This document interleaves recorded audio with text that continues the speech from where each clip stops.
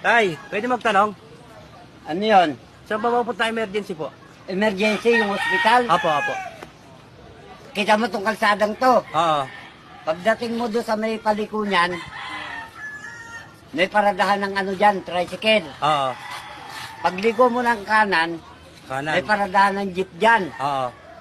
Pagdating mo ng pababa ng ganyan, Oo. may paradahan naman ng mga ano dyan, bus. Doon na yun. Hindi pa. O, saan yan? Tapos papanik ka ng ganyan. Aakyat? Di ba, papanik. Oo. Papuntang Citrus. Oo.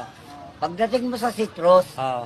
may paradahan na naman doon ng tricycle. Tricycle. Doon na yun. Hindi pa. Oh.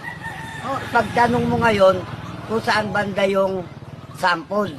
Tatanong ako doon. Oo.